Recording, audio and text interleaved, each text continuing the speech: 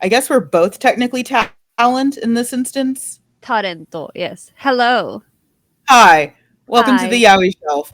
It is 8:07 a.m. on a Sunday in So nat- America. so naturally school is in session. So naturally, school is in session. I'm out of uniform. I'm actually So, Carola, do you remember when I was going through a horrible breakup from a narcissistic partner before I went to Japan? Yeah, vaguely. Vaguely. So, vaguely. Yeah, So, vaguely. so my friends and I, we came up with this motto for the Tokyo trip, and it was "No heartbreak in Tokyo." And I made us like merch. So we have Oh, T-shirts. nice. I city popped as much as I could city pop. So we had like official merch. We tagged Akihabara with stickers. Like it was a tour. It was an actual tour. So it was the No Heartbreak in Tokyo tour. Oh, that's nice. I made us a Spotify playlist of just like anime songs and Japanese city pop. Because I'm not a loving and caring person. I'm an asshole. No, you're not. But I'm out of uniform, which means truly school is in session. Welcome to the Yaoi Shelf. Grab a seat and relax. Um, so this has been a long time coming, honestly. Like I Yeah, don't know yeah. how we've avoided talking about school life It's for as long as we have. because we have dedicated so much time to talking about gravitation. That is the that is like it's gotten in the way of literally We everything else. we didn't talk about like gravitation. I feel like we could have like already like solved like pro ship anti ship. Oh Like yeah. we could have like done actual stuff, but we keep talking about gravitation. And then we So just get entangled in our yes, in-house shipping war, and then it's just yes, we can't make world peace until yeah. yeah, until you accept that Seiguchi Toma is a horrible, horrible person. Uh, Okay, but like you say that, I've never said he's not a horrible no, person, no, and that's why I love him. I've never denied that he's a raccoon in a trash can. See, and this is why we haven't done the school episode. Yeah, Case in point, this is this is why it always comes back to that.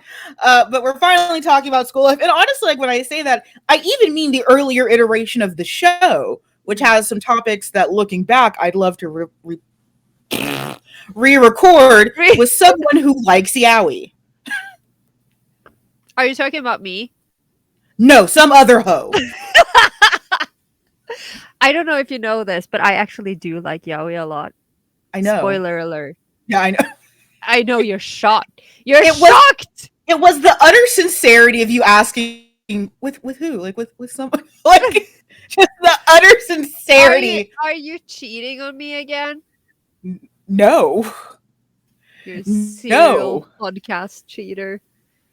I only have one other show, and we don't record on the same days, so you two don't see each other.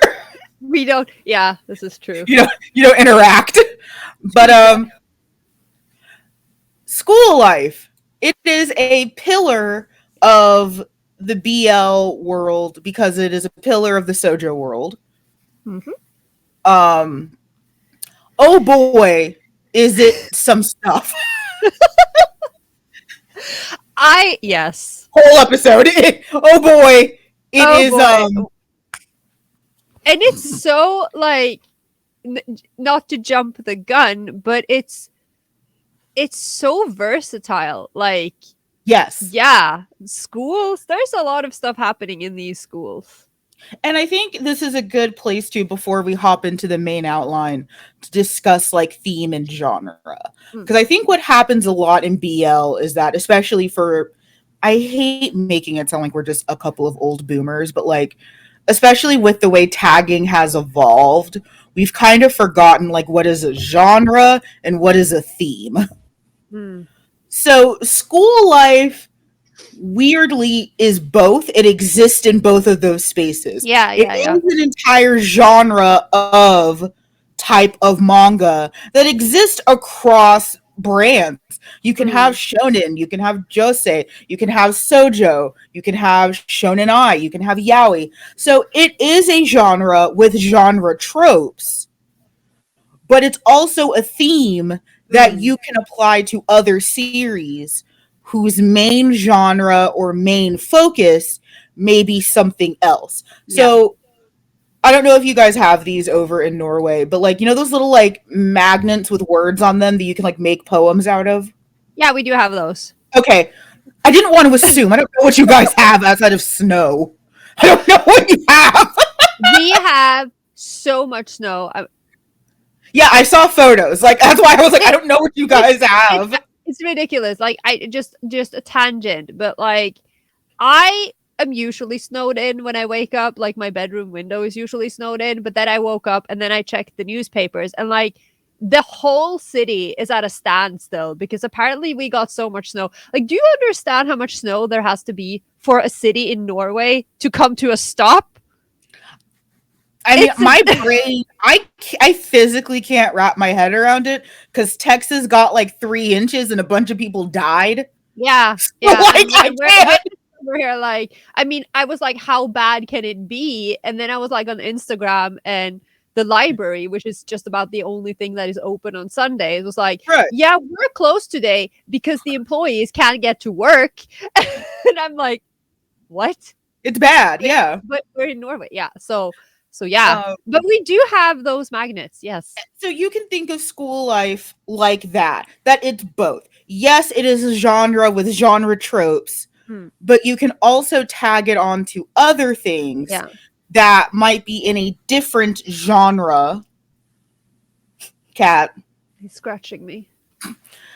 To add in some of those tropes and attributes and some of the artifice of school life. Look at me earning that English degree 10 years later. You're doing your best. You're just like, listen. Like 10 years. I went to school for this. Let me I was in an interview recently and the guy was looking at my resume and he's like, "Oh, you graduated from this school?" And I'm like, "Yeah." He's like, "Oh, in 2022." And I was like, "I'm so glad to know my skincare routine is working." I graduated in 2012. I'm so glad to know that the skin routine, all those hundreds of dollars on Korean skincare, is doing something. Drop the routine, please. Oh, happily.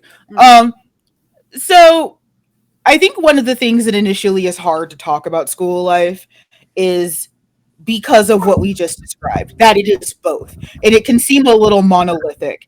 And also that it's like old as the hills.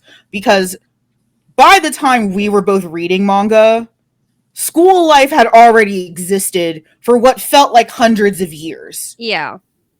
Like, and this is where I once again go back to the Fabulous 49ers and the cradle of the BL genre as it was, because BL literally grew out of this romanticized boarding school fantasy, typically set in Europe, but BL literally came from these all boys school type stories. So like right from the get-go, that's the setting. Like the school setting has been there all throughout the genre. Absolutely. And I think because of that, especially now so many years removed, it does feel like a pillar, like a monolith, because especially for us when we came in, it was already well established. And, you know, to go back a little bit to what really is our bread and butter, which is fan works and such, we just found these tropes and really just started running with them. You will pry high school AUs from my cold, dead hands. Yes, love absolutely. Like, I could not tell you where some of these tropes began, but I can tell you that I absolutely did all the dumb shit of like having lunch on the roof. Oh yeah. Instead of I have that in my novels. Listen, I have that. having lunch on the roof. And I always hated that trope because everyone does it. So is the roof not just overcrowded? Of course. Like if you went to an actual high school roof, it would be like like a 30 train, couples. like a train during rush hour. Just like Right, like there's because no everyone's room. going up there. You have the guy with the stick shoving them through the door. Like, Right. Like there'd be like a line. We need like a bouncer. oh my god! Like Everyone's going to the roof. they'll have like a number, like a queue system where it's Yeah, like, you get okay, those, like, couple number 35. Yeah, you get those like vibrating pucks that we have in the Yeah, US. yeah. Like at Red Lobster or something, and you go, it's like, oh, it's my turn to go have lunch on the roof. Oh my god. With the one individual sandwich I packed for 2 growing teenagers. Yes. And the one drink so we could have indirect kiss. Yes. Absolutely. So again, like we fell into that. Most of us could not understand it, but it was there. Yeah. It was sort of like, yes. No, go on. It was sort of, Carola and I, before we started recording, started talking about demons. And as we do. As we do. And it really does. I think school life for me always felt like this like creature that was in the fandom that I didn't fully understand, but I probably understood a little bit more than some other Americans. We'll get there. But it was just there. Like it was there, and it was our job to study it, but like to never understand it. So, I mean, we were there to study school life. Hey. Which is why our background right now is the lo-fi girl's bedroom.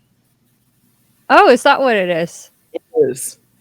I wasn't. I don't know. I think about these. Yeah, I know you do. I didn't notice. Like I was only looking at the top and like I see the moon and everything, and then I was like, oh wait, there's a bed. It's like I think about these things. So okay, Carola. Yes. What is the deal with school BL? Why is this? What is school? What? I mean, actually, I was like a truant hikikomori who barely went to school. So you're asking the wrong person. I was not. In my defense, between my poor mental health and my poor physical health, I was away from school a lot. Okay, I was struggling. Did they let you be away for school for that? I mean, that I had this bizarre thing that happened when I was in upper secondary, where it was like I was so sick and I could barely go to school, and they were like, "Okay, give us a doctor's note. We'll give you a special exception. So as long as you do your homework and like hand in your things and do the tests, you'll be fine." And then 2 weeks before the second school year ends, they're like, "Oh yeah, by the way, we lost your doctor's note. We're gonna blame this on you, and you don't have enough credits in any subject. So we're gonna fail you in everything." And I was like, "We had an agreement," and then and yeah, it was horrible. So they were like, either we can do this, like either you take the third year and you pass the third year, and we'll pass your second year, or you drop out. And I was like, how do you think I'm going to pass the third year when I couldn't pass the second, when I couldn't go to school in the second year? So I dropped off. So that was fun. But, yeah. So, but I am excused. I had valid reason to not be there. But I mean, in all fairness, I realize I did too. But I'm going to point vaguely in the direction of my hyper competent Southern black aunt. Who, when I said I was depressed, said everyone is depressed. Yeah. And told me to go to school. Yeah. I'm sure that helped. But also, we probably had very vastly different school experiences in general, because you went to Catholic school, right? Yeah. So I did both. So, okay, a brief overview of Amanda's school life. I started at a non-religious but private school from like pre-K to I want to say like third or fourth grade. So like until I was about like 9. Mm. For 1 year, I went to a private Christian academy, and it was bad. I can imagine. We had to memorize all the books of the Bible and be able to recite them. Hmm. Um, and they had a paddle with holes in it called the Board of Education Okay.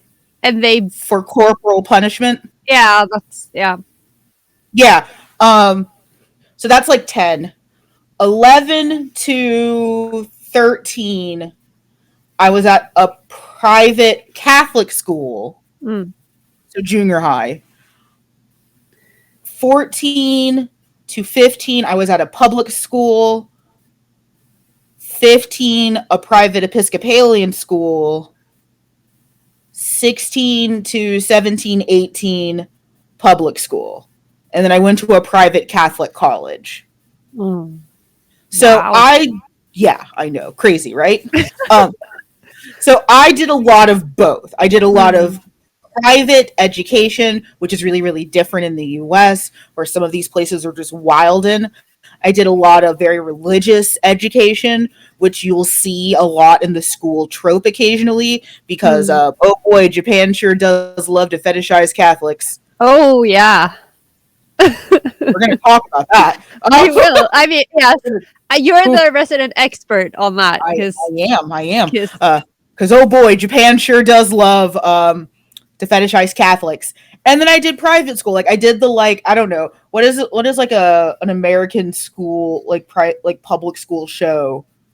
I don't know why the only thing that came to mind was like Glee. well, I mean, I never even watched this show. It's just that I grew up in the 90s. I'm like Saved by the Bell, which I have never watched. I know nothing about it. So it's a different few decades, but you're on the right track. I'm like, how old am I? I didn't watch it. Yeah, but isn't Degrassi? No, I didn't watch Degrassi. I watched the original 90210. But the reruns. But isn't Degrassi set in Canada? Is it? Why do I think it's Canadian? I think the show is Canadian, but it's supposed to be set in America. Oh, like I don't know. Oh, we're set in California. You're recording like in a field in Iowa. Yeah, no, but it's like you know, and in comparison, like my school life was very different. Like I went to my first 10 years of school, so like from I didn't go to kindergarten. I went to basically preschool when I was 6 years old, and throughout from first grade to 10th grade. So until I was 15, I was in the same school. Like everything was in the same building. So from preschool to 10th grade, public school, you know, very lax. This is Norway, so super secular, and no, we don't understand the concept of dress code, like, because like the dress code is like, okay, as long as you look somewhat decent, but like if we wore short shorts and spaghetti straps, like no one cared. Like the only time our teachers set their foot down was this one year when they were like, you're going to be allowed to personalize your classrooms, so you get to put posters up. And then the boys started putting up half-naked ladies on the walls, and then they were like, yeah, no, you're not doing that anymore. That was like the only time. We can talk about dress code because, like Hannah Montana, I got to have the best of both worlds, where I had very like Christian Catholic dress codes, and then I had public school dress codes, but in Texas, where in sex ed they taught us that every woman was like going to be a rape victim at one point in time. Like that was our sex ed, was the statistic that I think it's like 1 in 4 women will be victims of sexual assault. That was our sex ed, not maybe why that happens or telling boys not to do that. It was women, you're gonna be victims. Just okay, pack it in. At least that's it's What do you call it? Like it's like a It's bad. uh, We call it it's bad. it's a change of pace from the typical you'll have sex and die. No. No. Or my Catholic school, which in all fairness, like we were in junior high, so like, yeah, we probably should have had a little bit of sex education, but like we didn't, and just sex didn't exist. Yeah. It just, we don't talk about it. It's not real. Don't babies just fall into this world via stork? Like that's just don't ask Yeah. questions. Um, so we mentioned that school life is this kind of like pillar of the BL world, both in fan works and in canon works. Um, and I think that brings us to a very important question, which is why we, and I mean like not just us individually.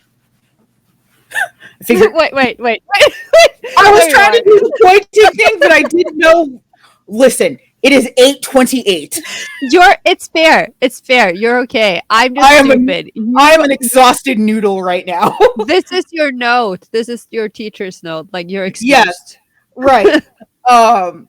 But also we individually and we as a community love this. And you know, it's easy for me to say that I didn't have a lot of school trauma because I'm a liar. That'll I do did. it. Yeah. Well, you know, it's one of those things that, like, especially as someone who's already dealt with trauma, that a lot of times you don't realize the situation is traumatic Yeah. until, like, you're sitting, like, randomly just one day and I was like, oh, that was fucked. Yeah, I know. Like I had that. Like I used to be bullied, but I was taught by my mom and grandma that, not to care about it. So I literally did not care. And then I Mhm. grow up and I become an adult and you start thinking back and you're like, well, I was fucked up. The fact that I wrote an essay or something in the 8th grade about my bullying experience, Mhm. and literally not a single teacher talked to me. Like they gave me the highest grade on it, and then they never, like, they didn't pull me aside and be like, are you okay? Like, Right. no. And then you think about it, you're like 25 and you're like, Oh, that was bad. yeah, that wasn't great. Like I'm fine. Right. Like I am literally fine, but looking back at it, I'm like, someone could have taken responsibility. Right. Right. Or, like, especially with a lot of, like, my Catholic and Christian education, which I'm not here to bash Catholics. The world has been doing a lot of that right now. I'm not here to bash individual Catholics, but I'm also not ignorant to the rampant issues that have existed within the church. Like, I'm not saying that that's not real. Obviously, it's real and obviously it's valid. But I do firmly believe that, like, yelling at random Catholics isn't how you fix that. No, that usually isn't. Like if there is an institution of some sort, there will be some problem. Like usually, that is just how it works. Yes. And, you know, I mean, to be honest, the Catholic Church has been fucking up for checks notes thousands of years. It's It tradition. Yeah, right. but It's a part of our heritage. like this is just how we do it. Okay, I don't know. I say we as if I am the Catholic Church. I don't know if you knew this. Yes, you individual. I'll have to talk to the Pope. Apparently, he's not valid. No, but I am valid. I know everything about the Catholic Church. Everything. But there's something about, at least for a while, that there was this kind of like cool aspect to school life, where it was either, you know, we talked about finding home in fan works because we had to bring up Harry Potter, which is also technically a school life. It is. Yeah, it is. That sometimes when your actual school experience isn't great, or when your actual home life isn't great, oh boy, it sure is nice to read these very, like, glossy, the biggest decision that a character had to make is what soda to get out of the vending machine. You know, Pearl running. Huh? Which, you know, again, like, that's how utopian the school life is, because vending machines at school, we had those. We did not have those, okay? We had those. We had, like, a fridge where you could buy strawberry milk. Oh, see, I would have preferred that. During one of my when I was at one of my Christian schools, I was, like, horribly obese. because my parents were bad, but also the school was bad. And I remember for breakfast one day, they gave us a honey bun and a sun-kissed soda. So not an orange juice, an orange soda, and then a honey bun. Mm. And I'm like, huh, I wonder why I was like horribly obese during this time of my life. Huh. I wonder. Soda for breakfast. Soda for breakfast. I mean, it sounds, from a child's perspective, it sounds Oh, great. loved every second. Yeah, exactly. But like again, looking back, it's like, yeah. huh. Jamie Oliver would have a stroke. Okay, Jamie Oliver is not a good person. I'm just No, I'm not saying he is. I'm just saying, didn't he do that No, whole school? No, I get the thing? reference, but like his approach is so classist, and I hate it. Yeah. But like it was nice to have these idealized schools where nothing was wrong, where the biggest choice was what drink you're going to indirect kiss your crush with, you know, where while studying was hard, there was no actual worry about academics. Like everyone was bad in a subject, but it was never like have you noticed how like most school settings, like whether this is BL or shoujo or like any type of like school setting, animation, whatever, they very rarely have actual classes. Like you only see them in between classes and like walking between classrooms and hanging out in the classroom in the lunch hour, and it's like, and then they have exams, but like you never see them actually in school. Like it's this utopian world where it's just like you're just hanging with your friends. Right, and like they can be bad at a subject because everyone needs a tutor. Everyone and their mom needs a tutor. Yeah. But like, I love the tutor trope. Hello. Listen, Katekyo. I'm fine. You were saying? Yes. Yes. You were saying? Yes. Oh, yes. I got you. If you're listener only, Amanda just flashed a copy of Katekyo, private tutor, and yes. I know your number. I got you. But like, well, everyone needs a tutor. Like, there's never a concern about actual failure. So like, we have standardized testing here in Texas. It's bad. So when I was taking it, it was the tax test. The what? Tax. TAKS. So like Texas academic, blah, blah, blah. I don't care. And I failed my math tax because I'm bad at math, obviously. Just listen. Like if you're bad at math, like no.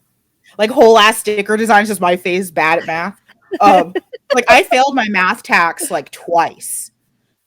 And if I didn't pass that test, I couldn't graduate. It didn't matter that I was passing all my other classes. If I didn't show the state of Texas that I understood math, I couldn't get my high school degree. And now I use none of that math because calculators exist. Yeah. Scream, sorry. I just want to point out that I, in the ripe old age that I am at, have never suffered, even though I don't know basic math. Like, I am fine. I have a calculator. I don't always know how to use it because I don't know the formulas and I don't know how percentage works. But I am fine. And I'm an adult. And they lied to me. So, carry on. I am getting side-eyed. Someone is side-eyeing me. Is it the cat or the girlfriend? The girlfriend, who's good at math, by the way. Okay, so if we were in school together, we would have both bullied the girlfriend to do our math homework. Yeah. Yes. I mean, she's younger than us, so that would be strange. Now it's problematic.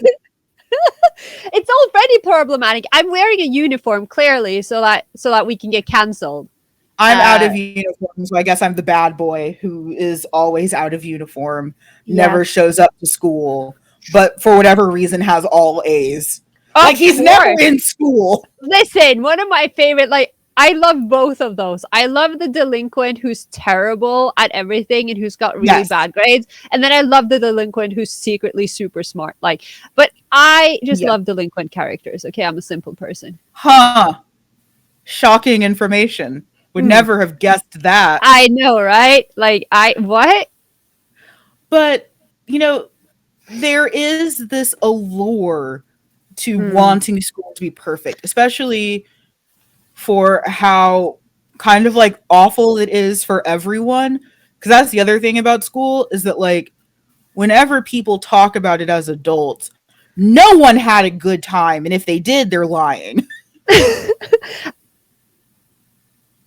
Yeah, I mean, yeah, I think you're right. I didn't. It's weird because like I didn't like going to school because it gave me so much anxiety, Mhm. and I was constantly stressed.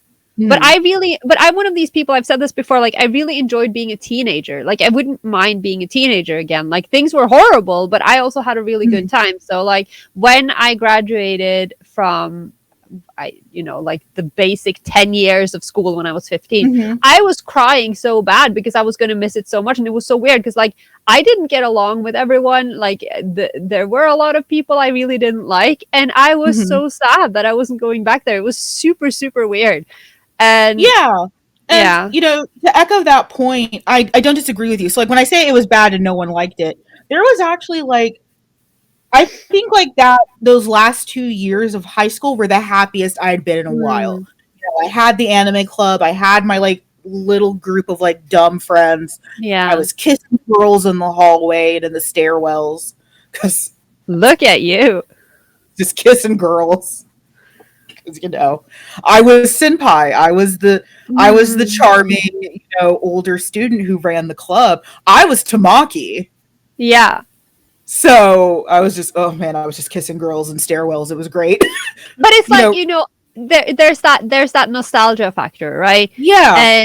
And I think one of those things is if you look at it like both from a personal perspective, but also Hmm. like we were weebs, right?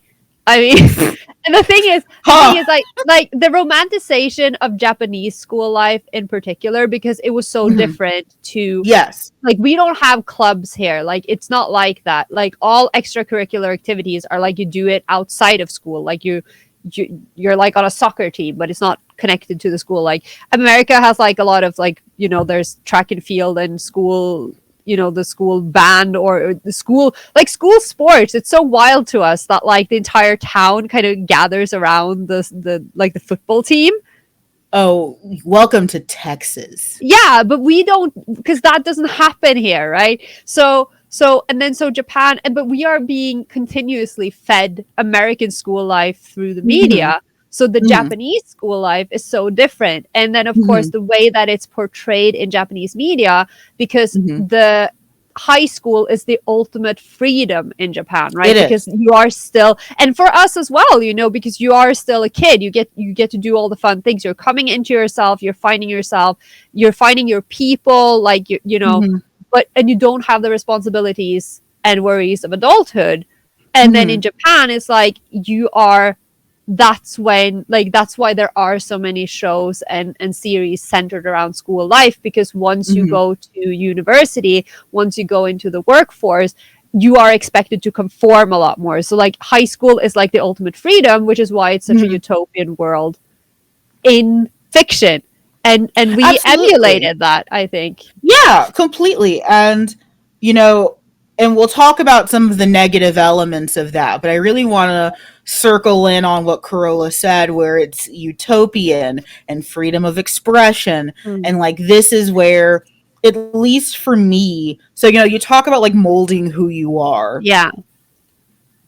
If I didn't have those like 2 years of high school where I was like anime club president, just smooching girls, writing fanfic in the library, Mm. like just living my BL fantasy, I don't think I'd ever have become the person I am Yeah. today. Yeah.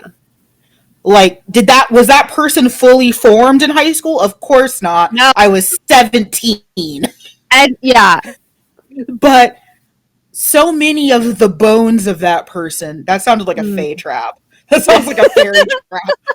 The bones of that person, you know. No, it sounds like that the infamous Tumblr post with the girl who was stealing bones for her witchcraft.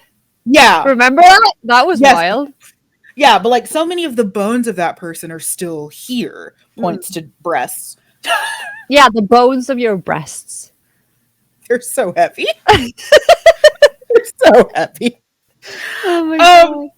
Carola, why do we not like school life? And again, we collective, not just we individual. Or why can it be a little bit harder to enjoy the older you get? I think that this is difficult because I am such a fan of school life, but Mm-hmm. I mean, probably I think a lot of it is like basically the same reasons why we love it, but Mm-hmm. like the older you get, like not to mention how, you know, the world changes and then you're sitting here as a 30 something reading about high schoolers in 2023 and you're like, I don't understand any of this because you're old. Yeah. But you know, you start to see things, I guess that's one of them. Like you start to just to see the dumb kids for what they are, and that's dumb kids. And you kind of, you can't put away, you can't do the whole suspension of disbelief thing, because Mm-hmm. even though you and I, like for instance, we're really good at like, okay, sure, maybe this is problematic because in Mm-hmm. real life this would be bad, but this is Mm-hmm. fiction. But that doesn't Mm-hmm. change that sometimes you're reading something and you're like, yeah, if my teacher did that, then maybe I would be freaked out. Or if my school bully suddenly hit on me, no. For instance. So I probably wouldn't be freaked out. No, of course. This is a story I cannot tell on air, but You can tell me later. I No, but but I would not be freaked out. And but I'm also saying that like not in that, I mean, disclaimer. No, I get I totally not in that get what you mean. anti way, because I just want to point out, if there are, against all odds, some antis who are still listening to us for whatever reason, that it is perfectly normal when you're a teenager to crush on an adult. Like that is normal. Like a lot of people crush on their teachers. Yes. I never did, but people did. We had this one substitute teacher that literally everyone crushed on. Like all the boys were crushing on her. She was super, super sweet. And I get it. Mm-hmm. But like nothing inappropriate happened because, you know, she was a professional. Like there's a difference. But don't come here and be like, oh, that's problematic because you're a child. Yeah, but children, you're not mature. Like you have feelings. It's normal. No, I was a literal teenager.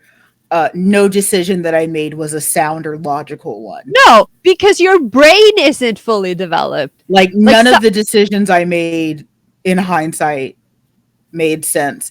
I think there's a couple of things in there that I want to circle back to. It's as you look at it now in our 30s, you know, it is a little in our 30s. I don't want to talk about it. Yeah. You know, it is a little bit harder to look at some of this stuff and, you know, like to relate to the children. You know, if you've listened to the podcast for any length of time, you've heard about me lamenting with this with My Hero Academia. And like, for as much as it sounds like I'm an expert on the show, if you showed me the kids, I could maybe name 3. That's because you like don't if care you about showed kids.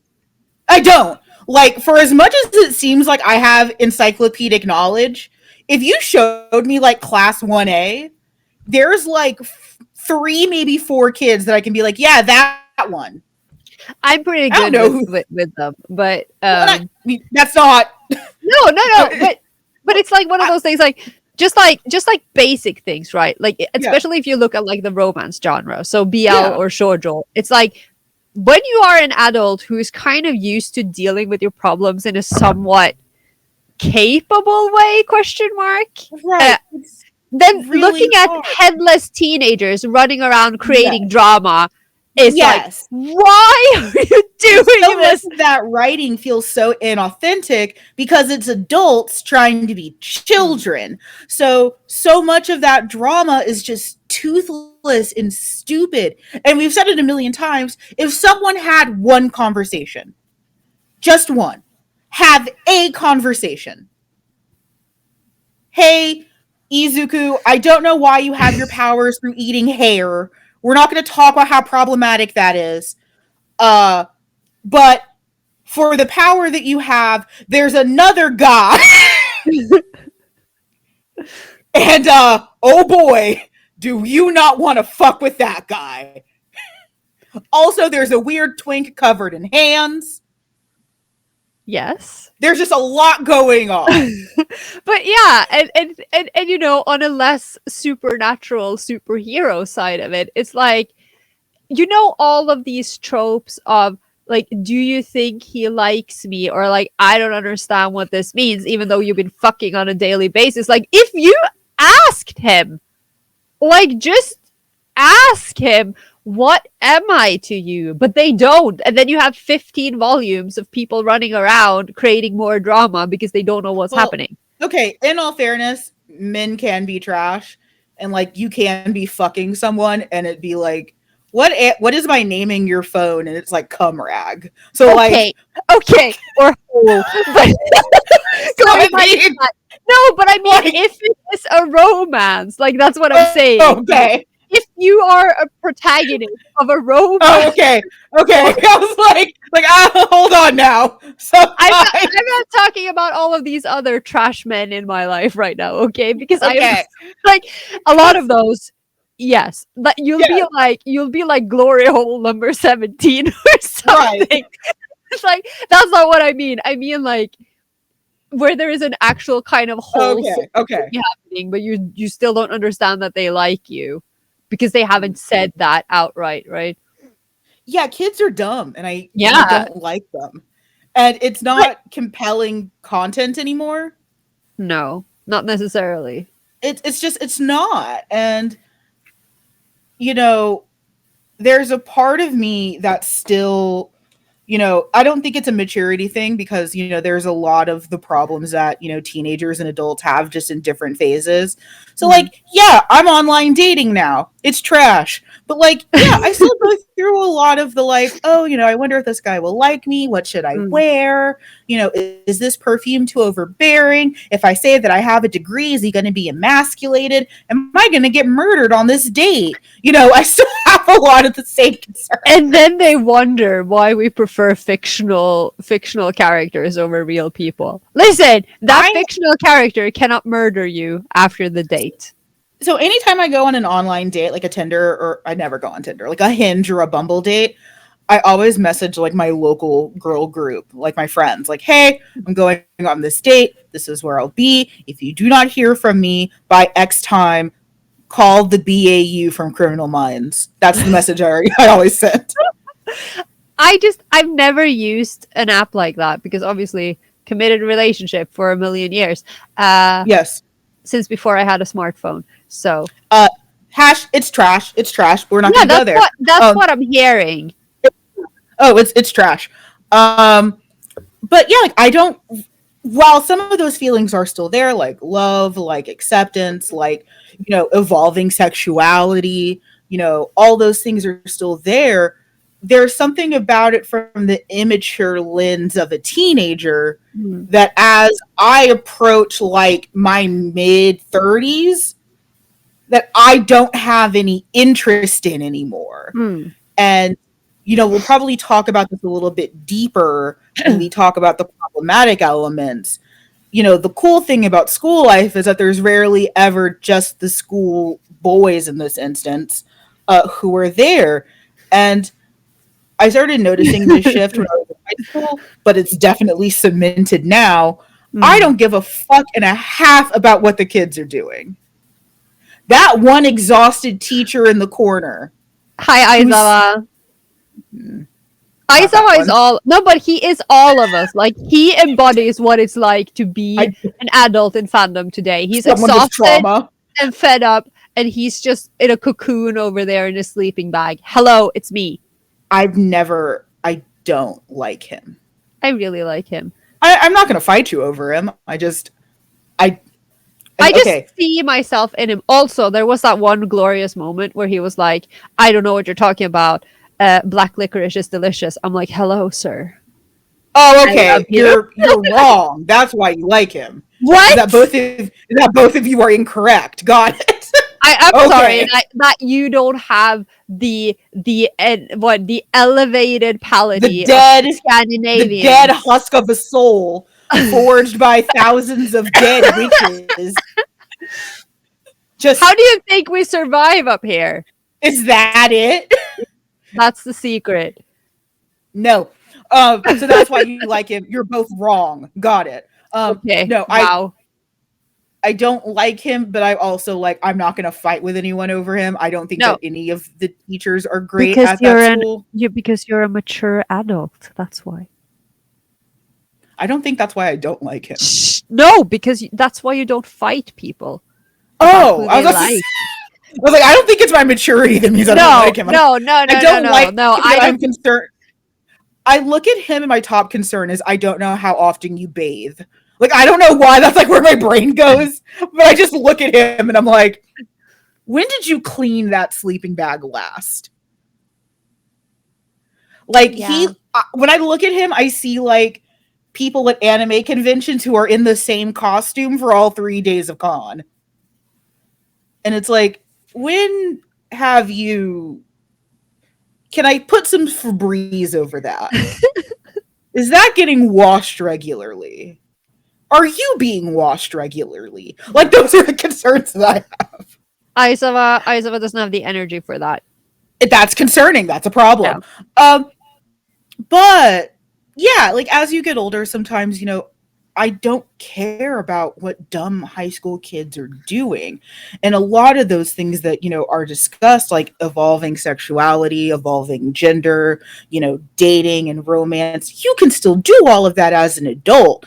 The big issue with why school life doesn't resonate the same way for a lot of adults is that many of us are now aware of the fetishization, genuine, of being school age. Hmm. Here in the US, it is practically a pillar of the industry, which is to make high school sound like it's the end all, be all, the greatest moments of your life. Yeah. You will never be sexier, which is a problem. You will never be happier, which is a problem. You will never be freer, also a problem. And this is And why people think that you just die when you hit 18. exactly. There was this thing on TikTok because I'm hip with the kids, and they were talking about, that like your 30s are not old. Mm-hmm. And I think they kind of like misinterpret why a lot of people in their 30s feel like they're old. It's trauma. Like I don't feel old because of my physical age. I feel old because I lost all of my serotonin when I was 9. Yeah. And I have Like chronic illnesses. when you've been a depressed husk for, the past 15, 20 years, Right. Like you're tired. Like you're gonna like feel old. I don't feel old because I'm 32. That's not why I feel old. I feel old because literally all the serotonin fled my body at 9 years old. Yeah. I've been Um, exhausted for so long that right. I started feeling old when I was 17. Like Same. it's So, but the point was that, like, physically, under better circumstances, your 30s is not like a death sentence. You are not old. And yeah, like especially the way, this yes, isn't, the Middle Ages where your life expectancy is like 35. You are now in right, your old age and you have great grandkids and you're right. dead.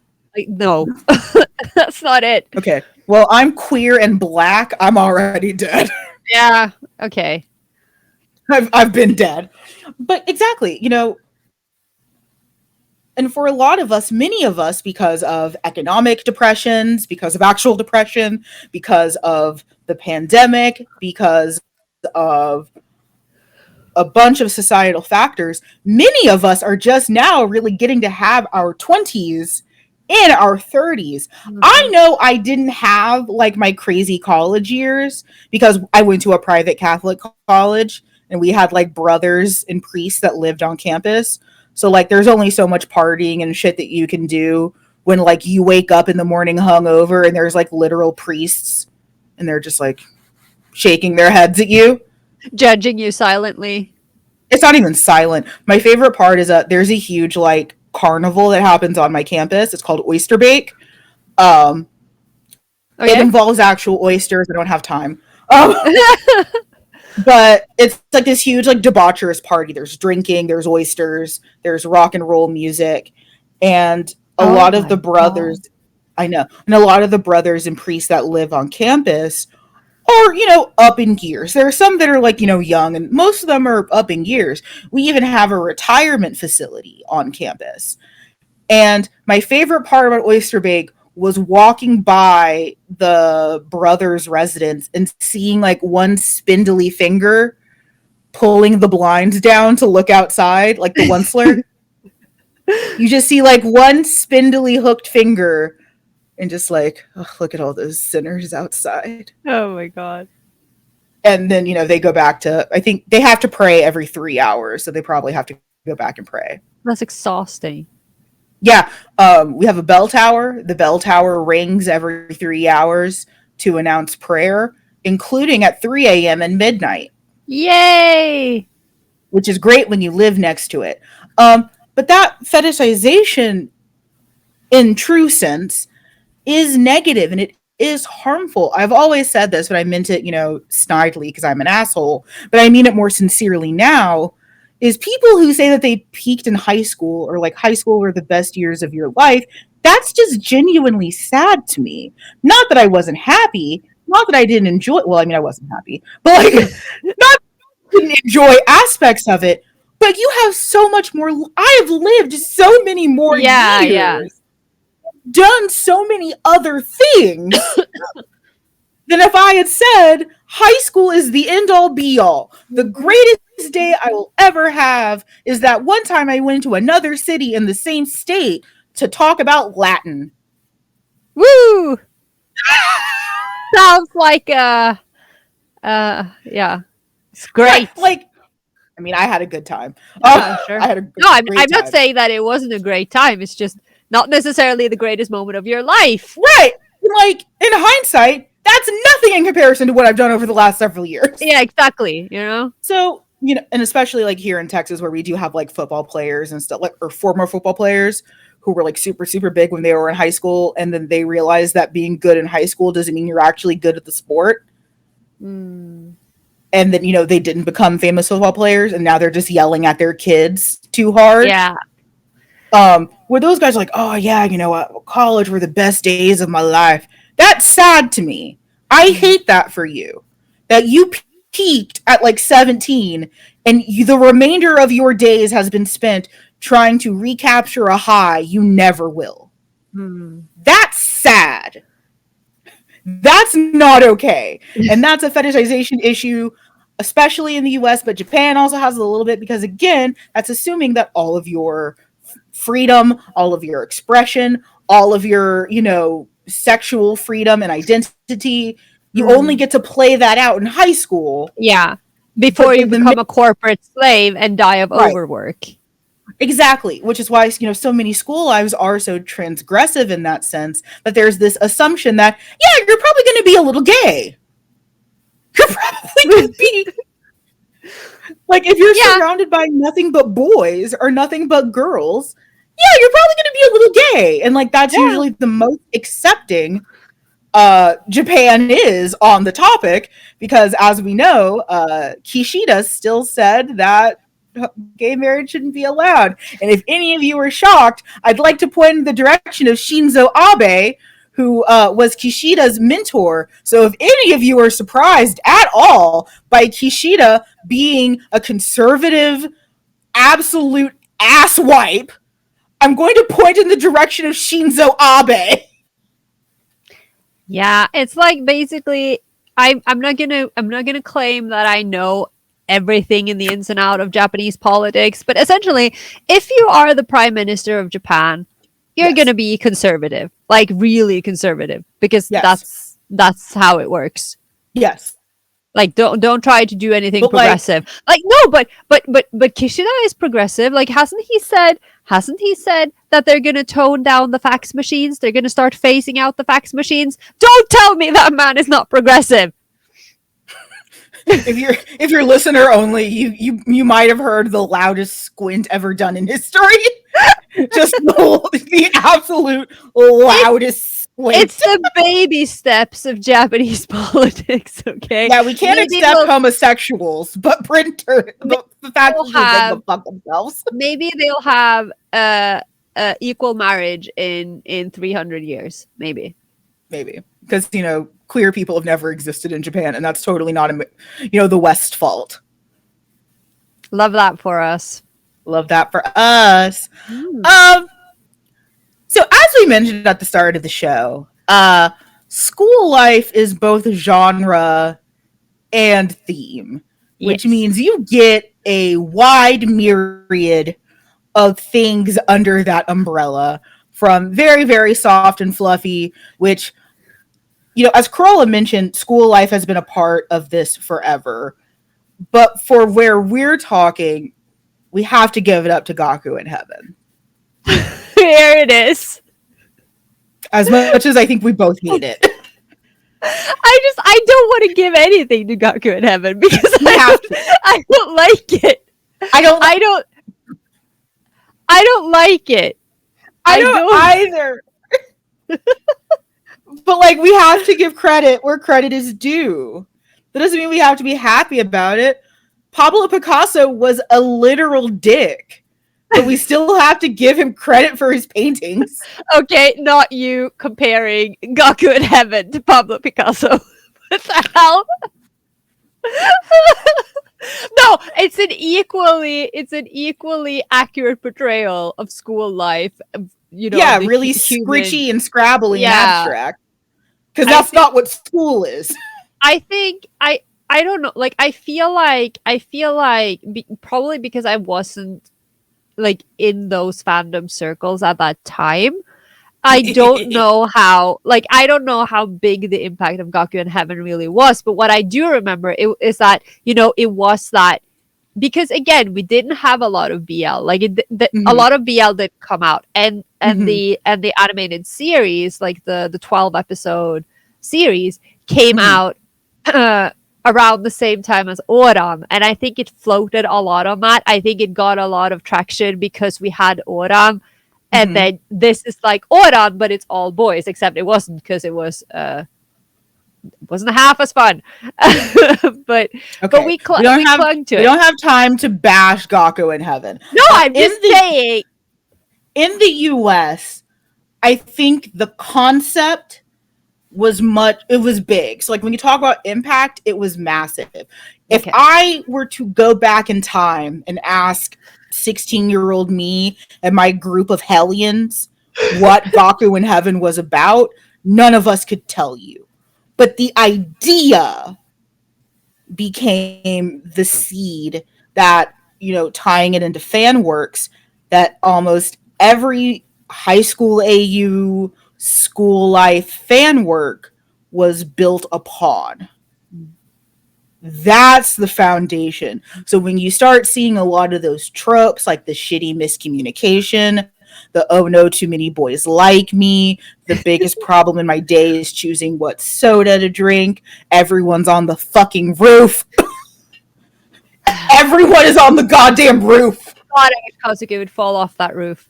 I've as someone who's been to Japan, I'm just imagining any of the roofs I had seen and being like, yes, a lovely place to confess to my crush up there. Yes. Not pictured as the net to keep people from jumping. No. That roof. The least romantic place I'd ever seen. But and again, as we've established, not as private probably as they depict it. Everyone's on the fucking roof. Yeah. It's the hottest host club in Japan. The fucking roof. High school roofs, yes. You could probably become a host of the high school roof. I would read the hell out of that manga. Seriously. The person who picks up those that got rejected. Can we co-write a series, please? Oh my god, yes. Okay. High school rooftop host club. Yeah. We're co-writing a series. Because I would also read the fuck out of that. Oh, but if anyone wants to draw the panels to this, hello. Anyone wants to draw for us, yes. Hit us up. But, when we have our shitty school life fan fictions where, it's Attack on Titan, but at high school. I love that. Mm-mm. I I mean, no, but because it's and I actually wanted to mention that earlier when we talked about it, because the high school trope or the high school setting is such a Yes. stable foundation that even Yes. series that have nothing to do with high school life will have like an on crack spin-off where they are Yeah. set where it's set in high school, like Attack on Titan. Well, and I think also it's important to mention, like I said, that it's such a staple thing to set these works in because it gives you sometimes such a reprieve from all the other stuff. Not BL, but Code Geass. I mean, essentially BL. Like, excuse Am me? I wrong? What? What do you mean not BL? It's BL. That Code Gay Ass was it's BL. It's BL. Thank you. But for as angsty as that series got, there was always like an episode later that was just like, oh, we have student council shit. And to this yes. day, one of the episodes that I remember most about Chaos was, the one where they're wearing the silly hats, like the Valentine's special, when they're wearing the hats and running around trying to kiss each other. It doesn't make any sense, and I love it. I love it. Right. It's ridiculous. And I think, if I think about it like that, it kind of reminds us of our fluff conversation that we had last time, that when paired with other things that have more stakes, that has, better developed characters, there is something really, really cool about school life as a transformative work, or as almost like a sweet mint after a meal. Because, Gaku in Heaven had fuck all to do with plot. I think if I tried to pick up one of the volumes now, it would float away. It's all hot air. But when I think about some of the other series that I was reading around that time, where school life was an aspect, but not the entire point, it was a lot easier of a read. And now as an adult, it's much easier to still stomach. We mentioned Katekyo, and part of what makes that so interesting is that you have Kaede, who's a whole ass adult, and which we have a section for problematic shit, don't worry. And we get to see these little intersections of his life and what he's doing. And that really helps us break away from whatever the dumb shit Rintaro is doing that isn't sucking dick. True. It's all he's good for. It's all he's good for. I love that series.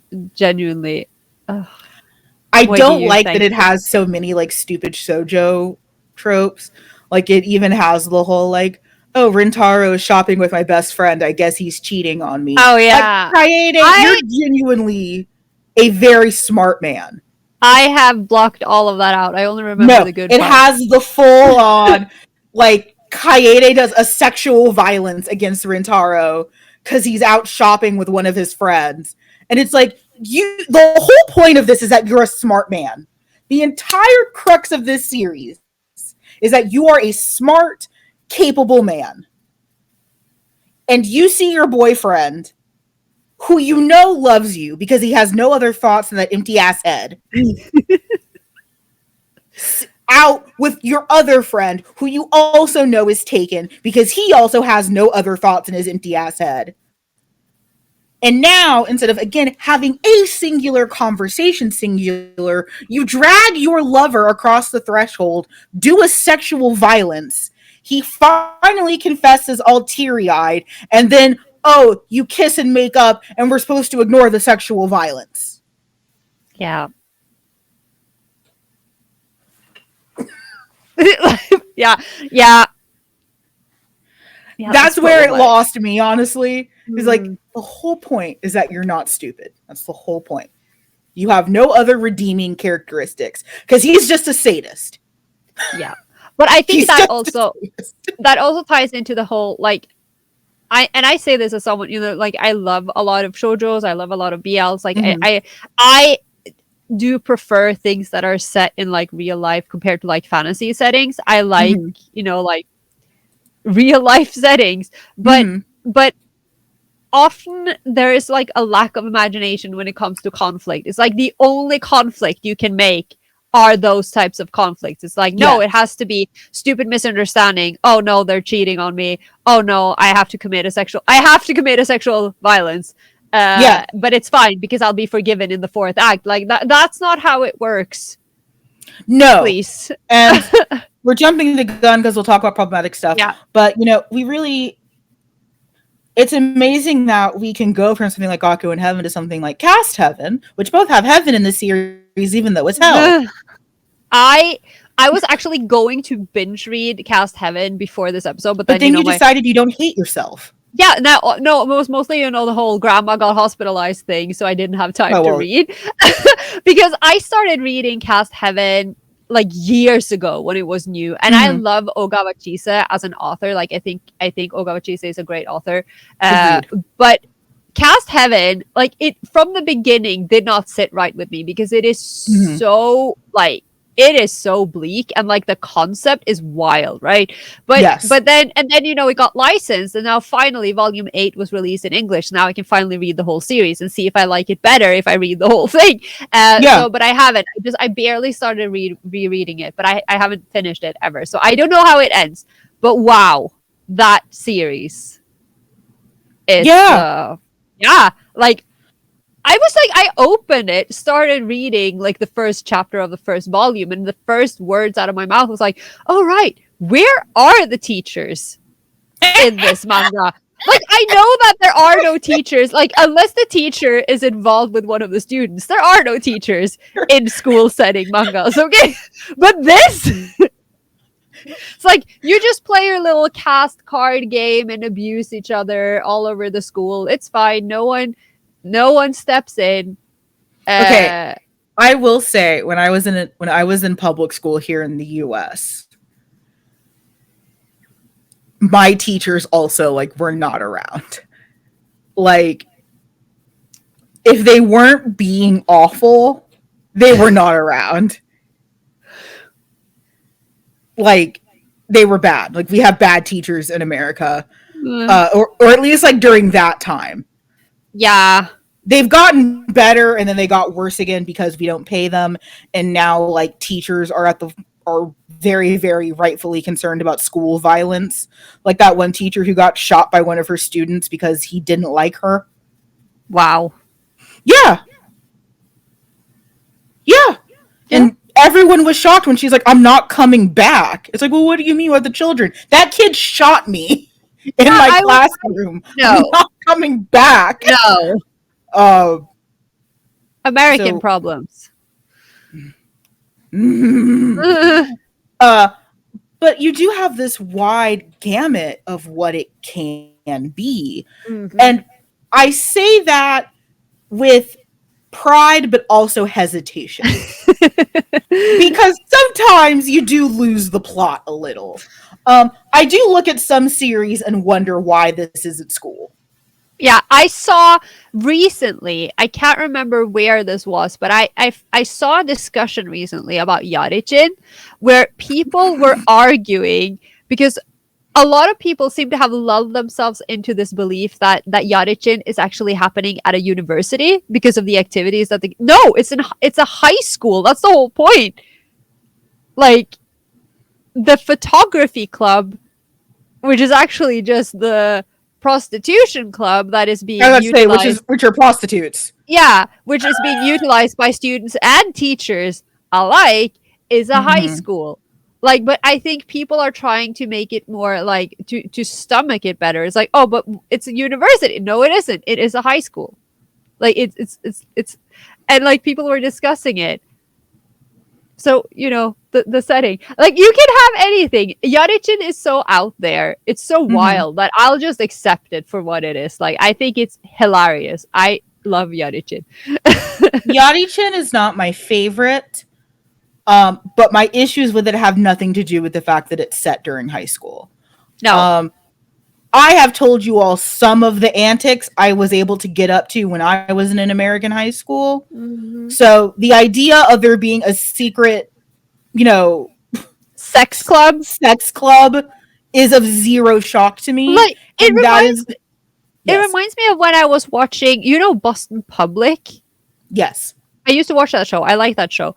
And there was this one episode where they found out that there were some high schoolers who set up this like blowjob dungeon in a stairwell somewhere. They were like selling blowjobs during lunch or something.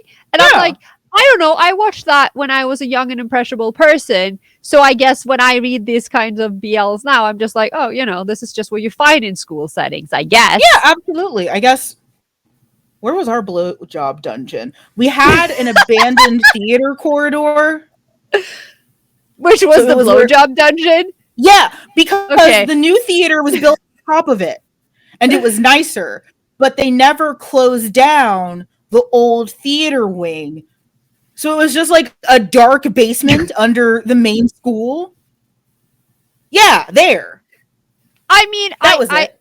I don't know if we had one, but I'm sure there was somewhere. I never participated personally. Okay. So let's talk about our favorite thing, which is, sorry about that, I had to clean my lens. Is this problematic? And for the first time, I think we have to concede yes, and on multiple points. I refuse. Okay. I mean, no, I get it. Like, but there are problematic points, obviously. Yeah, I think for me to this day, the biggest one is, and even though, like, again, just because I'm not always personally offended by it, doesn't mean that I think it's okay, are those student-teacher relationships. Just because I'm okay with it in fiction doesn't mean that I'd be okay with that in real life. Or I always flip it, like, if I was a parent, which no, Ew. but like, yeah, ew. Ew. But no. If I was a parent and, my kid came home and was like, oh, my history teacher said I looked really nice in my outfit today. Yeah, that teacher is going to wake up to 4/tires. Like, no, that's not all right. I still don't, and it's not the age gap necessarily. I think for me, it's always about power dynamics. It's power dynamics. I get that.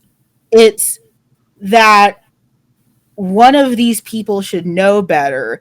Because I even have it with Katakyo, because Rentaro is so fucking stupid. He's an idiot. Yeah.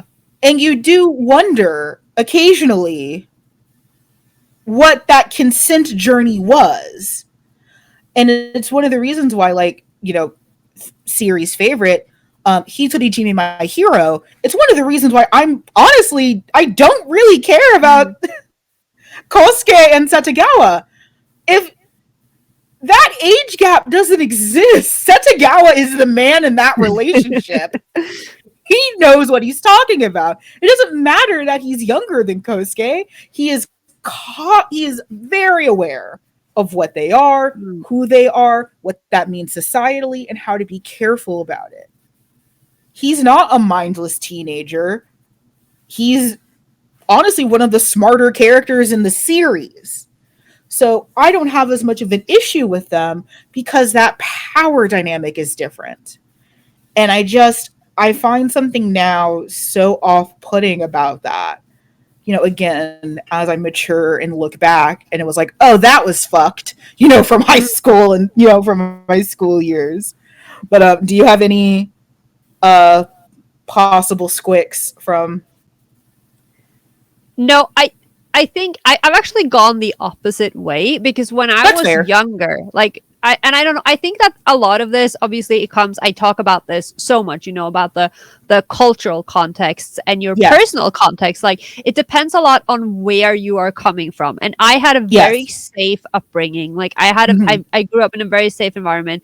Norway, obviously, like, it's not perfect. It's not like these things don't happen here, but the Mhm. type of like moral panics that we are seeing now, I didn't Mhm. witness that growing up. Like, this is all very American things Yes. that weren't like, it didn't happen here. Like, so a Mhm. lot of this. So when I was younger, it's more like I was more troubled by age gaps and student teacher relationships when I was younger, because I was like, Mhm. this bothers me because this is wrong, or like, it doesn't sit right with me. Mhm. And now as an adult, I can obviously see from a more mature point of view, like, why it's wrong and why the power Mhm. dynamic is a problem. But then I'm also able Mhm. to see it's fiction and it's whatever. So Mhm. now I'm more likely to consume those things and think that it's interesting, Mhm. and to like that dynamic that I was Mhm. when I was the age of the student, when I would be Mhm. reading this and be like, if an adult came on to me like that, I would be like, I still feel the same way, but I just think that my context is different, Absolutely. in that sense. And I by no means say that like I've never read like teacher student, because I'd be a fucking liar. No, no, of Um, course not. do not look at my AO3 history.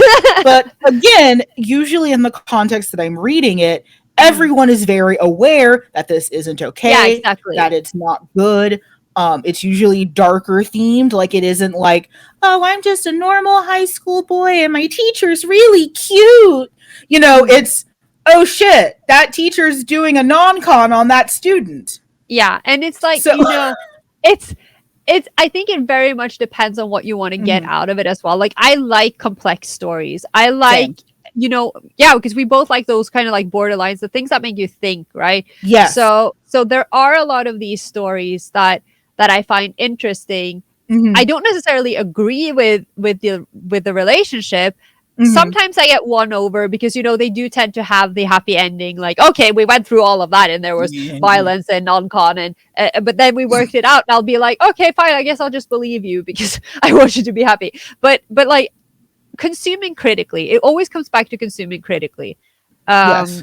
But I absolutely agree that that is one of like the power dynamic thing is Hmm. definitely like the biggest squick. Like, if anything, I Hmm. also um and I suppose it ties into that with the whole overly naive characters, like the It, oh but I god, don't it like, yeah, drives and I don't like that in general, because this is what, like a right. lot of say, like a lot of office romances. Yes. Why does everyone have to be a 30-year-old virgin who's never held hands with anyone? Like, can we, Right. for the love of everything, get Right. That is like Carola. That is not something that I am upset about in isolation. I don't like that anywhere. exactly. Um, and it's exactly to that point. When I look at some of the school life series that I've read in hindsight now, yeah, that's usually the thing that gets me. We're going to put a brief footnote in this topic because there's one more problematic thing I want to talk about, but we Yeah. forgot university stories and university AUs. I sort of like them, but I know university is so radically different across the board that I kind of don't understand them. Mm. Like, I guess as an idea, I get it. And also, for whatever reason, they always pick the two characters that would absolutely not go to university. And if they did, they would never see each other. It's like, I it's mean, like if these two characters hypothetically went on to higher education, first of all, that's a stretch. Secondly, let's say that they did. I went to a pretty small campus, but if you were in the sciences and someone else was, doing English or theology or languages, humanities, yeah. humanities, you would not see each other. We were I mean, I went to university, like, obviously not right after high school because I dropped out. There was a whole thing. I went to university in my 20s, and the humanities faculty is literally on the other side of town. Like, we are so separated from from the rest of, like, from the science department. Like, we're just out there in like fringe territory in this horrible greenhouse where it rains indoors and it's freezing all the time. It was horrible. No. The only crazy thing about my university, we had a cemetery. Oh, okay. We had a cemetery. Now we have an esports department. Oh, and a drone aviary. wow. Yeah, things have changed a lot since I graduated. The cemetery is still there, though. I remember a couple of years ago, I was not in university then, but there's like this area in my university that they call the grave, because it looks like an outdoors courtyard, but it's like indoors, and it's like a computer room, and you can like look down into it from like higher up, like higher floors. And then there was a water leak, and the entire grave just filled with water, and like all the computer electronics and everything was just like flooded. And I'm like, I dislike that. Why? I dislike that greatly. There is one other aspect to school life that I don't really like, and it's a two-headed issue. Okay, Amanda.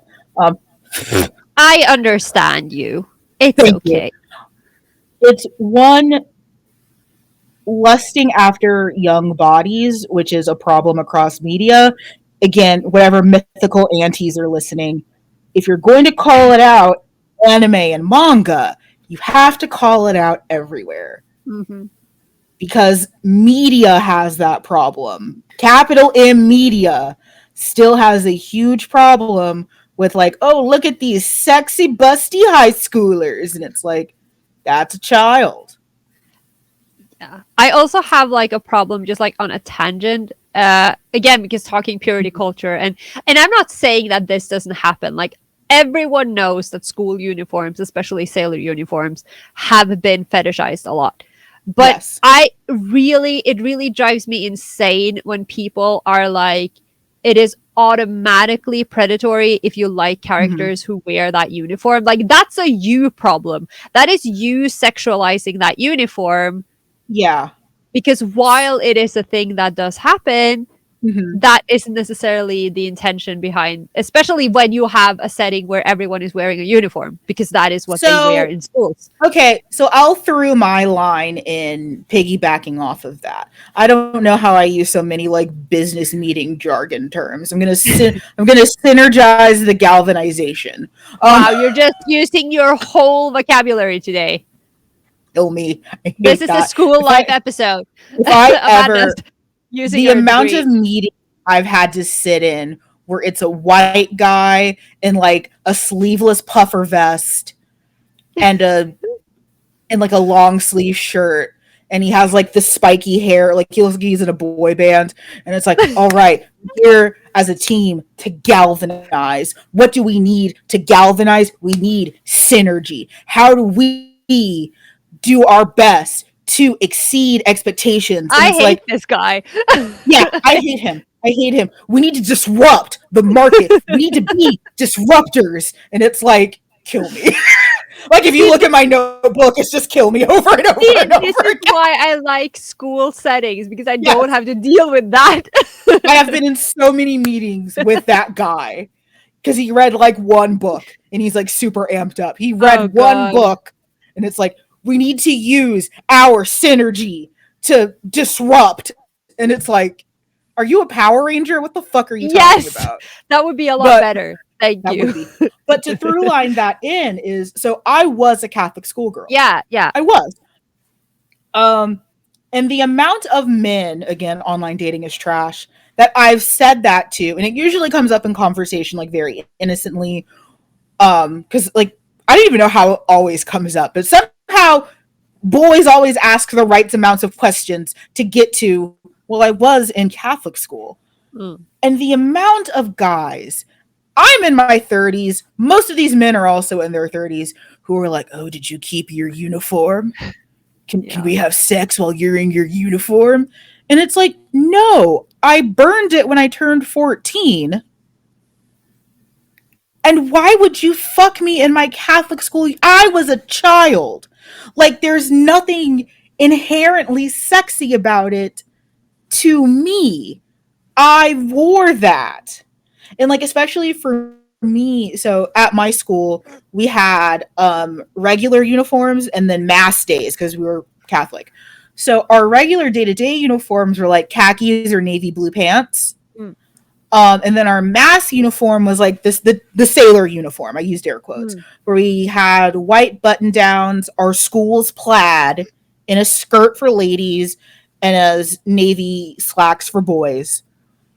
And we had the little button tie with a little mother of pearl clasp. Yeah. That was our mass uniform. So when you say you want to fuck me in my uniform, that's the uniform that you mean. So you want to take the uniform I wear to church, to pray, to speak to God, when I was 12. Yeah. That's the uniform. That's what you want to do. And there's a big Western fetishization of Catholic schoolgirls, because, again, the Catholic Church is bad. It is bad. But that fetishization usually is coming from other sources, because it is very, very rarely the Catholic schoolgirls who are fetishizing themselves. None of us asked for this, and most of us hate it. Like, again, like, did you keep your uniform? Yeah. I was literally like 12 to 14 years old. No. It's gone. It's gone. No. And I would never associate sex with that. Ever. And I don't mean to like neg Japan in this instance. There definitely is more cognitive awareness of what happens when Japan sexualizes those uniforms. There is definitely there is a heightened level of awareness that some of these young ladies have than what most of us did when we were in that situation. And that's just different culture. Like, that's not like, that's not an indictment or anything like that. It's just, it's culturally different. In a lot of ways, I almost find it empowering, you know, power dynamics aside. It's almost kind of like, wow, like, look at you. Like, you know, you are being objectified sometimes, and you're turning that to profit. That's awesome. Yeah. Like that's a girl boss move to me. Yeah, and like, I'm also like, I compare it to, because again, I think school uniforms are super cute because I never had one. If I went to a school when I was a child, I thought school uniforms sounded like, you know, something horrible. Then I got into manga and things, and I started thinking it was super cute. But I never had one. Like, I had a friend who went to school in Hong Kong and had to wear a school uniform, and she hated it because, you know, you had to wear it every day. It was like, because it's a uniform. But for us who didn't wear it, it's like it's cute, like fashion wise. And I don't see much of a difference between, you know, 14, 15-year-old girls in Norway who, you know, came to school with spaghetti straps and short skirts because they wanted to look sexy, because you're a teenager, and, you know, sometimes you sexualize yourself because you think that, oh, I want to look like this. I want him to look at me. I want her to look at, you know, that's just a thing that people did. And since we didn't have a dress code, you could go to school wearing like a crop top and booty shorts, essentially. Like, okay, you probably wouldn't because it's fucking freezing here, but like, you get the point. And so if you are in a Japanese school, for instance, where you're not allowed to wear anything else, then personalizing that uniform and like hitching up the skirt and like doing things to make the uniform cuter, or to make yourself more appealing to whatever sex you're attracted to, like, that is a thing that people will do as they are developing and evolving sexually. If an adult takes advantage of that, that's a different problem. But it's like, yes, experimenting with your appeal is a thing that everyone does in their teens, I think. And I guess for me, because we did have very strict dress codes, I mean, even when I didn't have a uniform, like, Americans have the craziest dress code double standards. Like, when I was in public school, if we were wearing like a tank top or like a sleeveless shirt, the width of the band had to be 2 fingers. So we couldn't do, like, I hate that I still remember that, but like measuring my tank tops, because It's Texas. It's Yeah. hot as fucking shit. But it had to be 2 fingers. We couldn't wear like low rise jeans, and I don't have time to talk about rape culture because that's not where I'm going. Welcome to Amanda's soapbox of I don't like how Japan has fetishized Catholics and how Yeah. ergo fandom fetishizes Catholics. I'm going to start with this specific one thing. I saw that there was a zine, and it was a Bakugo and Izuku blasphemy zine. So, like, with a bunch of like religious motifs and Mm. religious overtones. And, like, okay, angels fucking sure, I guess, but like, I think one of the covers is like Izuku as the Virgin Mary, and it's like, mm, mm. And one of the merch items is a rosary, a Catholic rosary in Bakugo Izuku colors. And I'm not that great of a Catholic.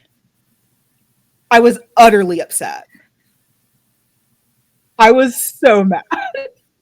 I can't even like I can't say anything because I That's barely know what a rosary is. Like, but I get it. Like, if you're, I get it. like they're prayer beads. The Yeah. rosary is a specific prayer, and you use the necklace to help you count the prayer because it's convoluted and crazy. We don't have time to talk about it. And again, like, that doesn't mean that I will like never read like a demon AU or something like that. But there's just like, I don't like that overall fetishization of Catholic imagery and Catholic tropes because a lot of school lives, especially those like early middle ones, sure do love being set in a religious academy. Where I guess that's more of a commentary on sex and sexuality, sure. But Japan has always had a problem with the Catholic Church, and rightfully so. Rightfully so. It's bad. And how missionaries approached the Japanese was bad. There is zero part of me that is like, whoa, yay, colonialism. No, it was bad. No, of course. Like, I always thought that you were pro-colonialism. Yeah, I'm super clearly. pro-colonialism. Yeah, I'm not a pro-shipper. I'm pro-colonialism. I mean, you have to draw the line somewhere. Yeah, you have to have standards. But oh god, there seems to be like this hilarious revenge, I guess, Japan loves taking out on Catholics, where it's like, oh, you know, this school is religious, and I guess that's why everyone here is fucking. Yeah. It's just, but yeah, the fetishization of the uniform and of schoolgirls and of schoolboys, I, again, looking back, I've never liked it, and I still don't really like it. Like to this day, I still don't really like fetishizing the uniform, and that's different from wearing it and thinking it's cute. Yes, I've absolutely frolicked in a seifuku. Of course I have, but I'm detached from that school. It's exactly. a fictional fucking school. If I'm dressed up as Tamaki from Oron, that's not real. So it's very different than having that ground down into, I want your uniform from when you were younger. Yeah. Which also, I am much fatter. If I still had it, it wouldn't fit anyways. But you know, there is a massive difference, exactly, which is what you're saying. And but also tapping into that, I was thinking, because when I was rereading Cast Heaven, I think this goes for a little bit of the same, that there is a lot of, like, in particularly in narratives like Cast Heaven, because Jesus Christ,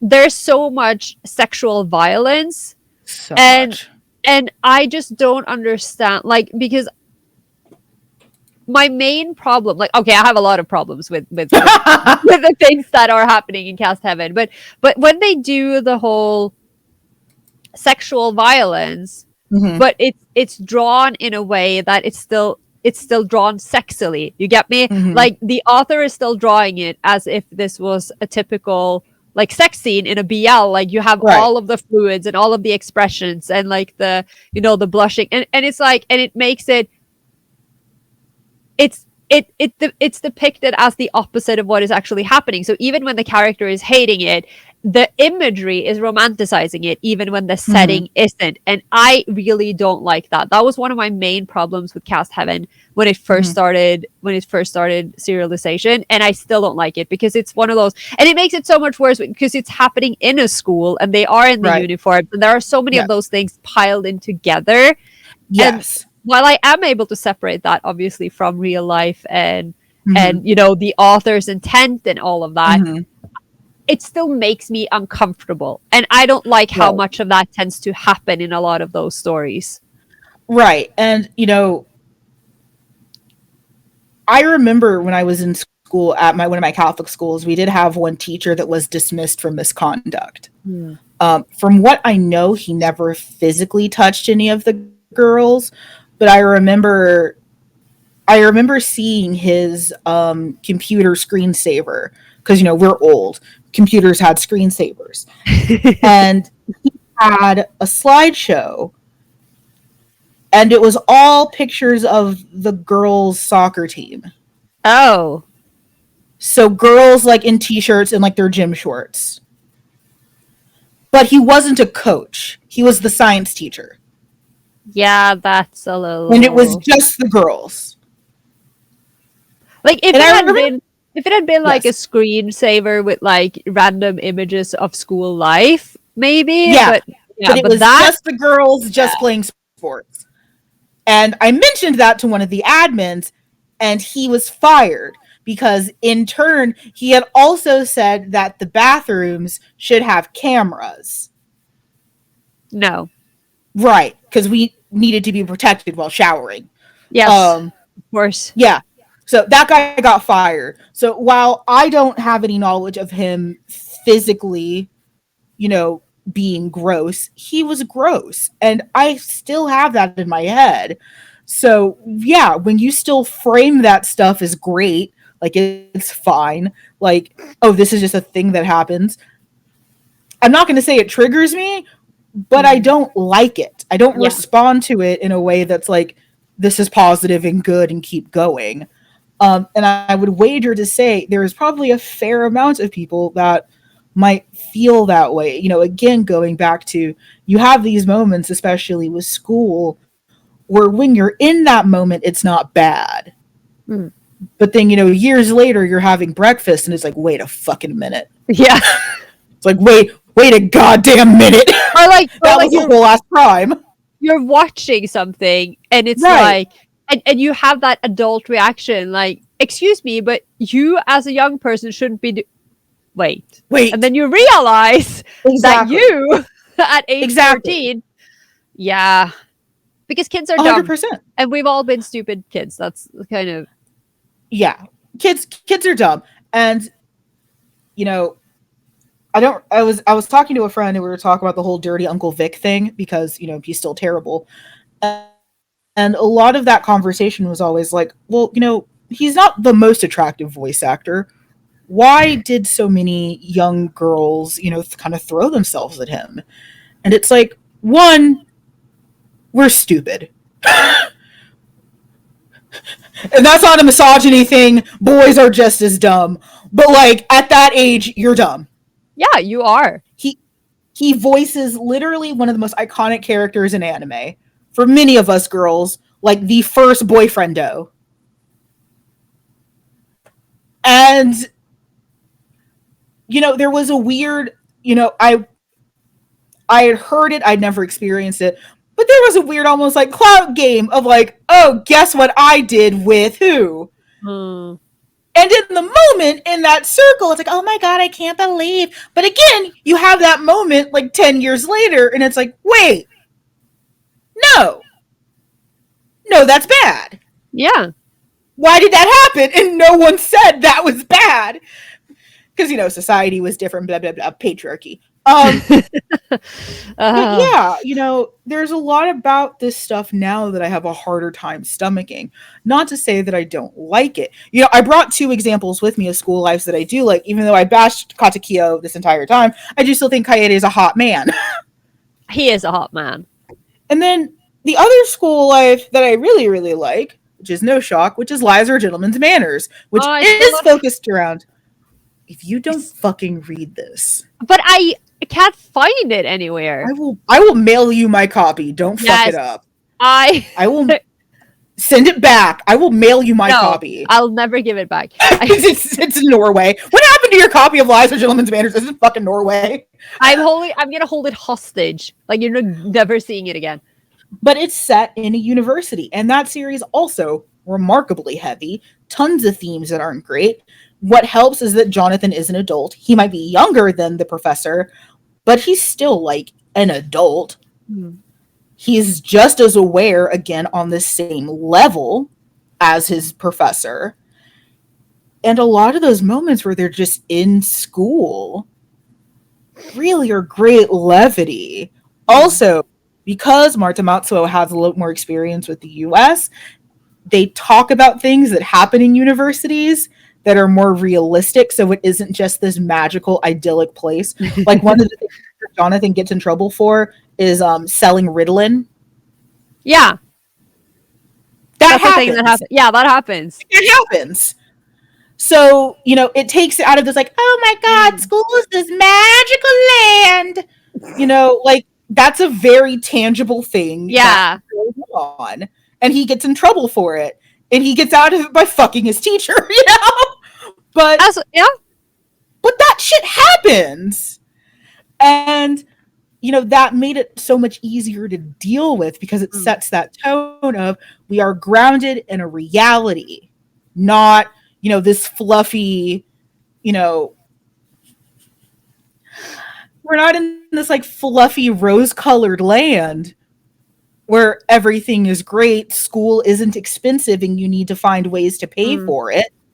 With your body. With your body or your ADHD medication. Oh my God. Yeah. It's handling problems. And again, like when I look at the ones that I do like, it's more like that where, yeah, we're not in this idyllic fantasy island where bullying isn't real, where trauma isn't real, where sex isn't real. Because on the flip side, right, the ones that are like super sexless, where it's like, oh, we laid on the roof, the most hopping club in Japan, the roof. The most and hopping our fingers yeah, our fingers brushed against each other, and we watched the clouds. You're in Japan. All you see are more buildings. Not if you're on top of the roof. The hippest club. It's actually just it's a painted canopy.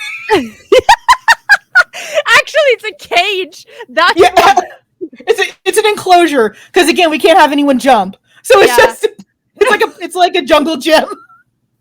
No, but I agree with that. I mean, again, like overwhelmingly, I am positive to school life series. I have said this before. One of the reasons why I have so much love for high school settings is that for the longest time, at least everything that we got that was translated that was not a high school setting, like office romances, they were boring. I don't care about stuffy businessmen where everyone has the same haircut. No one has like a personality. No one is attractive because they all You don't want to disrupt the synergy? No. That was so fast. Yes, actually, maybe I do. I don't understand these words you're using. No.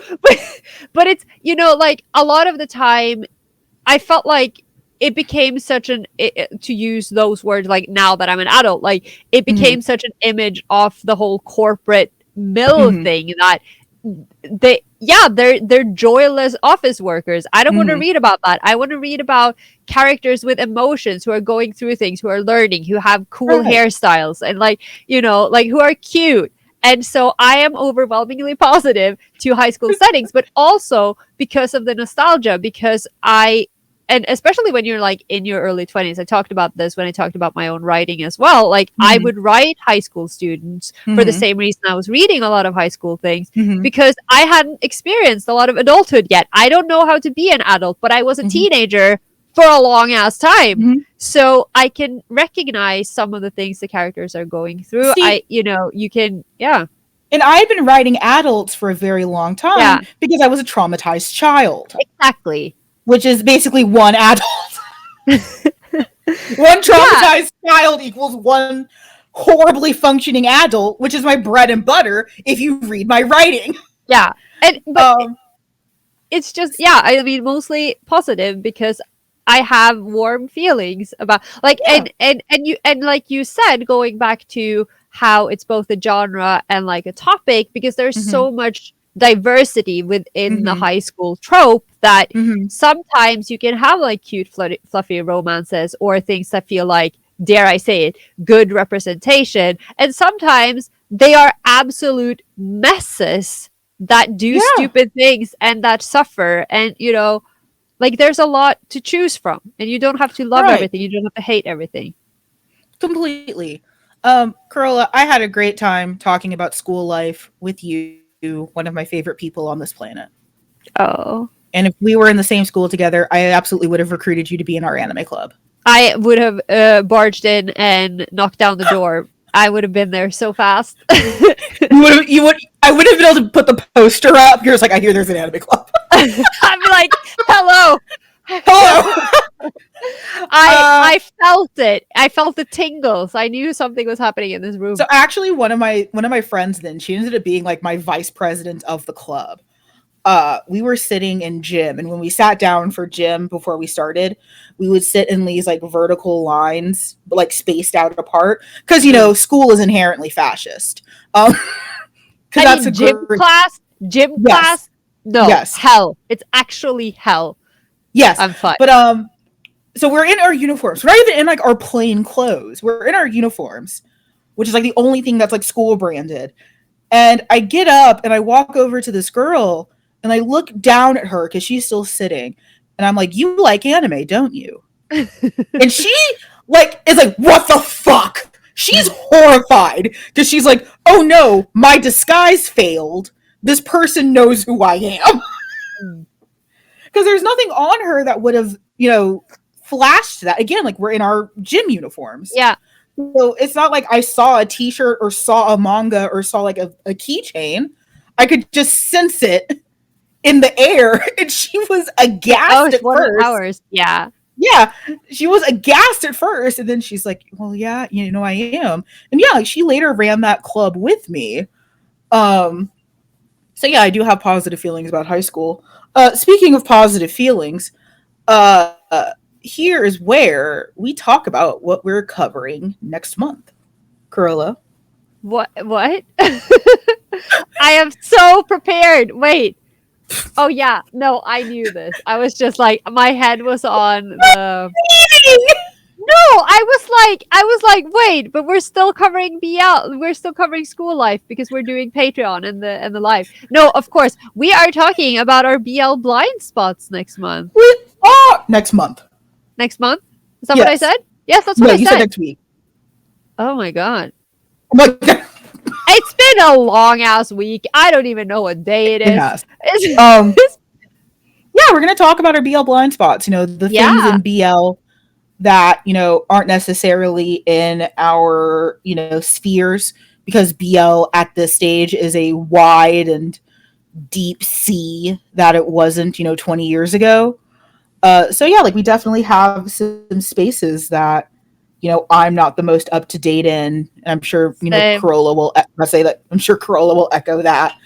Hopefully that these don't overlap too much, so that we can enlighten each other, because there's already both blind on. There's already like two that I know that we don't share, so I think we're okay. Okay, good. This is the part of the show where we thank our patrons. Thank you, patrons. Thank you, patrons. Patrons receive a exclusive episode every single month in which we are the most unhinged Last month was wild. 2 hours Of whinging. of just bitching Oh, that was fun. for That was 2 hours. That was what releasing. Like that It was nice. great. That was great. They also received the exclusive merch, which I am still working on updating because Patreon changed where the button is, and I had to put in a support ticket. Ah. I saw that. I saw that. I was like, yeah, she'll tell me if I need to know something. It was like I saw the support ticket. I was like, okay, you'll deal with that. And Dad had to put in a support ticket because they moved the button, and now I don't know where it is. I have my own Patreon support ticket to deal with in my private life because what the fuck is happening? So yeah, I let you deal with that one. Oh, thank you. Thank you, patrons, for allowing us to make this show because we would never be monetized for ads ever. Can you imagine? I don't understand how that would ever happen. We would never. We would need so many subscriptions. But I did hear actually from Frosty. Frosty said that she was watching one of our videos and she got an ad for Adam and Eve, which is a sex toy. Oh, hey, I can vibe with that. Vibe with. I did that on purpose. Hey. Oh my god, we're so old and weird. But I didn't plan that ad, and we don't get money from it. But Adam and Eve, if they ever want to sponsor an episode, yeah. No. I was just like, no, I was gonna say something like, oh, what are we gonna do? Test their products while testing DL side products or something? I did not. I don't know if you guys just saw like I did not say that on the internet. Leave me alone. I don't know if you guys just saw like the Vietnam flashback that just happened in my face. What are you thinking of, the spaghetti? Thank you, patrons, for allowing us to do what we do. And thank you, dear listener, for being here with us. As always, it has been a pleasure and a delight to regale you with these tales. Now, if you'll excuse me, I have to go drive to a different part of Texas. Texas is big. Very big. We'll see you in the next one, guys. Bye. See you. Bye.